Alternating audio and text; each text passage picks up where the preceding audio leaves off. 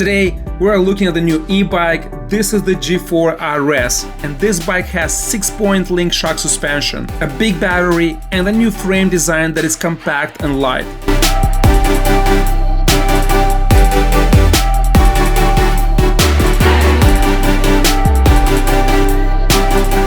This is the gforce RS, and this has so-called magic suspension. This should be a long range, 25 amps. Pretty interesting construction. I do like here the compact frame. Lately I had a couple of trips and I had to load different e-bikes and I had to remove handlebars, seat post, front tire. This, the way it came, I just take it out of the box, just slide it in the car. And with the big battery, it's pretty light actually. And the price, it's really good for what you get here. 20 by 4 inch knobby tires. It looks like a well-packed bike. This is what I received, and this is how it looks on the website. I have to be honest, I like more the website cranks versus this. This looks more like an entry level, and also this is the shifter that you get on the drive. We have a very beefy rear rack. The bike's delivered. I removed the box because it was falling apart. It was damaged during the shipping.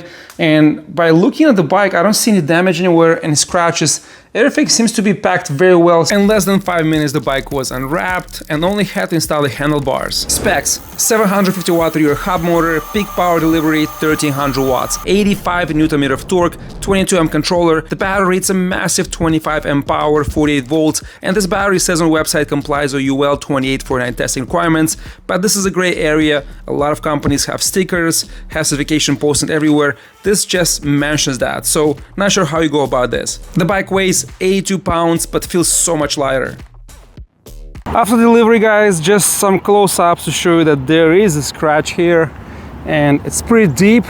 It's only one location. It's not bad. I can get the gray marker and just cover it over. It's not really that bad, but it did chip the color there, the paint, and anywhere on the bike, if you look closely, this is probably dirty, yeah. So the bike, I just took it outside and there's no other scratches, just like sticker marks or maybe some dust. But besides that, there's no other damages anywhere around the bike.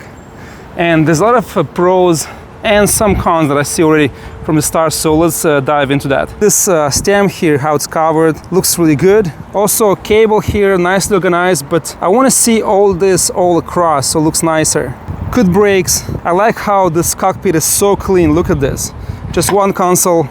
It's an older shifter. I want to see a Livio that goes underneath. A black one looks more stealth. Super loud. There's so many better options on the market now. They can just replace it. Looks better, more convenient under here to push, and it just matches better the theme. Cadence sensor. We have standard 165mm cranks and standard pedals. It's started raining, so I'll be quick now. Let's go over the negatives. The grips, they're moving, they're cheap grips. It's cheap and easy to upgrade them. For 20 bucks you can get some good grips on Amazon, but why not get it out of the box, right? The same here. No hardware to secure it, and there's a rubbery plastic thing. The shifter, I would like to have an upgraded version. Chain ring and the guards, right?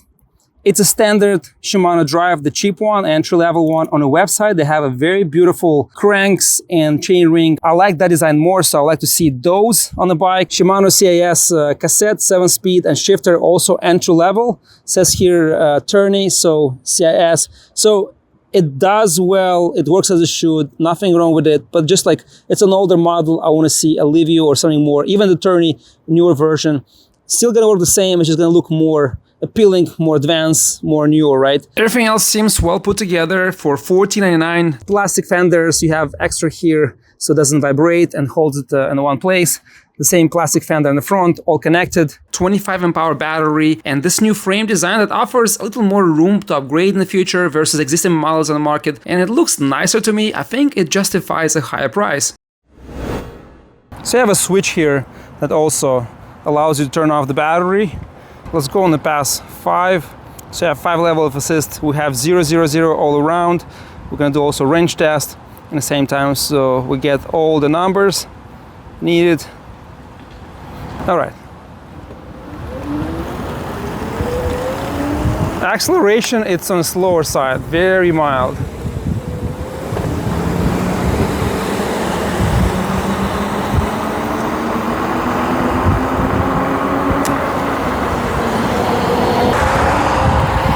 with pedaling, much better.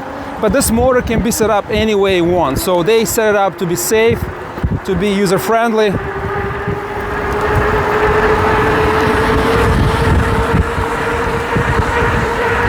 Yeah, 29, and I'm almost ghost pedaling, so at 27, 28, you can feel 29, you start to ghost pedal. Reacts right away, picks up speed.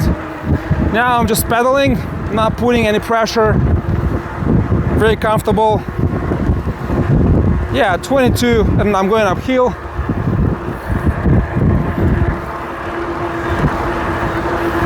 Yeah, it's pretty good. Let's see suspension here going over those ridges.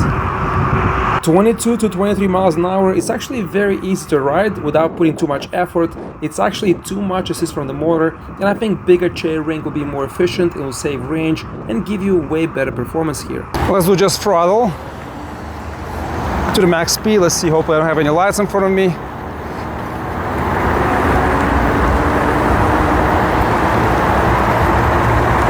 It's not bad actually. Has a steady pickup, and it goes to 27. Let's see if we hit 28.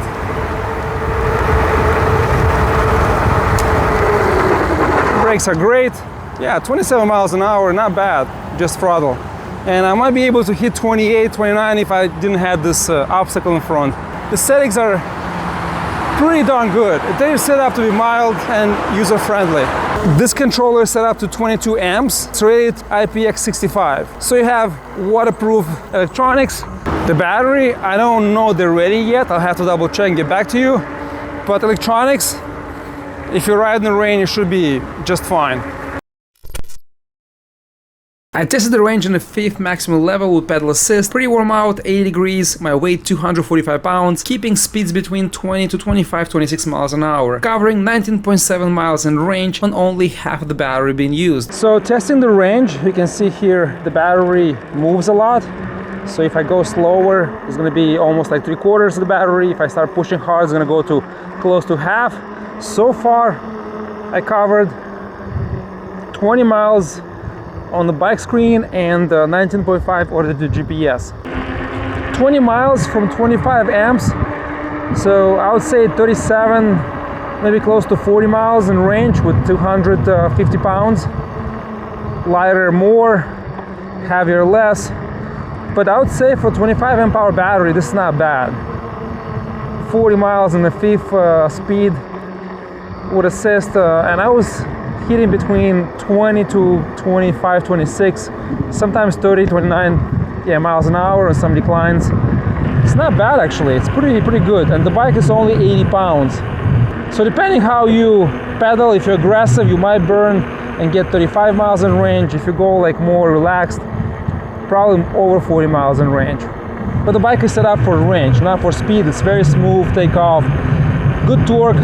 After half of a turn of the pedals, engages right away. Now with rain, the brakes are a little bit noisy, but not bad. And once they're gonna dry out, it's gonna be fine. The suspension is pretty good travel and rebound. In front we have more travel, it is softer but a bit noisier on the rebound, and we have entry-level suspension without adjustability in the back or the front. Suspension only has lock and open, and this doesn't really do anything. Very basic suspension, has a lot of travel, almost 2.5 inches. A little noise and rebound, but besides that, as a budget one, it's not bad. It does what it should do. It works and feels better when you have weight on the rear rack.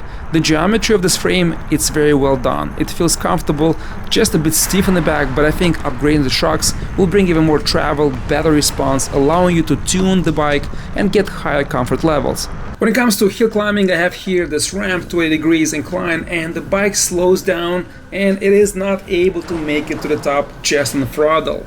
If you pedal and shift gears, it'll do just fine, and you can see here it picks up speed and maintains it. Look here, hill climb test is pretty steep and it's a pretty long hill, so let's see if I can get it to the top. Here I tested on a less steeper hill, and the bike with assist is doing well. You have to shift and pedal.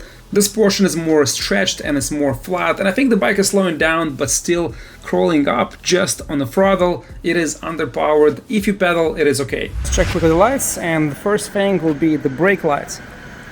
Super bright, nice. Now to power on the front lights, just hold the top arrow up, and this is the light. So it is powerful, hits really far, but it's not spread wide enough. Just like a line in the front. So we're gonna try in the evening and see how it rides, but the side view, the lights are pretty bright. So this is how the light looks like. Very powerful. You can see it in front a lot, but it's not too wide. I think different reflector will be so much nicer, but still works perfectly well. The battery actually dips a lot and then comes back when you stop. I have to say the bike looks really cool. I like the design, and I did test their bike 2 years ago. That was also entry level. There's a lot of similar designs rebranded with gforce, but this year coming with this model, I think this looks refreshed, looks more appealing, and all this banding here, all this new design just looks really nice. Also good color chosen. Just few parts to upgrade, which is not expensive. The grips, the shifter, the rear rear shifter, I think 50 to 70 bucks. You can also use Marketplace, Facebook, get used ones in good condition. That'll be even cheaper, and you can make this bike really feel super nice. This model has to be offered in 52 or 60 volts version with 1500 watts or 2000 watts power levels. This frame has this military design, or feels like a tool. It's heavy duty construction, kind of feel good color chosen, can withstand high performance, and I think can offer way more potential here. One more negative, which hopefully they can adjust, very easy, very simple, offer a longer seat post. This is too short. Just offer 6-7 inches longer seat post. It's cheap, it's easy to add. That will be so much better for taller riders. I mounted a longer seat post, and man, this now is so much better. I can extend my legs, and also I can adjust the height of the handlebars in the front if I need to. This frame is great for really short people. I'm 6'3" and I can pedal super comfortably all day, and this adjustability allows me to do that. The frame height is low, it's on a compact side, and great for travel with my car, or if you have an RV, it does fit and it's so easy to load up and store it in your vehicle, and does not compromise on utility side. Also got some accessories, bigger size rear rack, front basket, and this guy that goes in the bottom.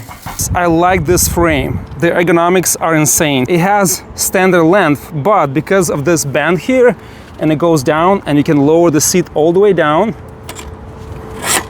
and you can actually leave the handlebars the way they are, but you can just loosen up 2 screws and push it down. It is so low. Rack maximum 13 kilograms, but I'm sure you can put 20, and the rack in the back.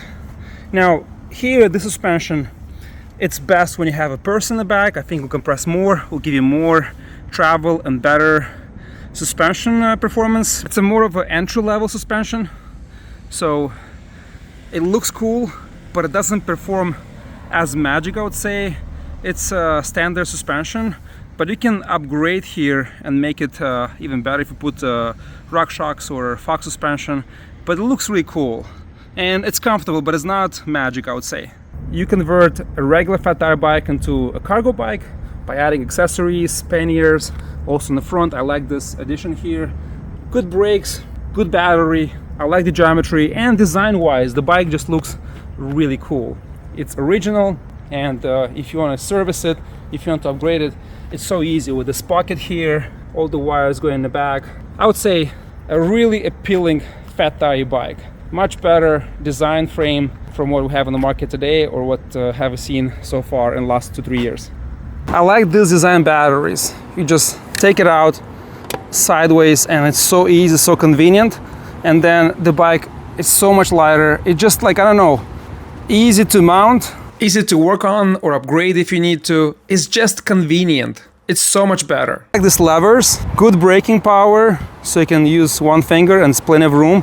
And also these calipers set up out of the box perfectly. 180 in the front, 160 in the back. They're running here inside, going to the frame, and they're coming here in the back, and they go to the motor in the back, route it inside the frame, goes into the back hidden. It's not step through, they have that option also on the website, but I think this looks better. And also it's so low that it's almost like a step through, right? And everything seems to be welded, not super beautifully, but I think it's more than decent. And here is actually better, it looks much nicer. And also painted over, not sure what kind of paint is this, but look at this. There are little marks here, but this is nothing. Overall, you're not going to see that. Overall, everything else just looks very nicely executed. There's place here to put a bigger battery, and hopefully they come with that option, let's say 1000 watts, 1500 watts, 2000 watts, and offer. This is 25 amp hour capacity, but you can put here 30 amp, even 35 amp. I hope gforce upgrades the parts I mentioned previously, improves and offers a more powerful, more faster version of this model. It will make the bike feel more premium, and adding UL certification will add so much more benefits here. Overall, I like the range results and the chill ride. I think it's a great, well-developed platform. But if you're looking for range, cargo, some off-road riding, this model fits that perfectly. Guys, link will be down below in the description box. Check it out. Thank you so much for watching, and I'll see you next time.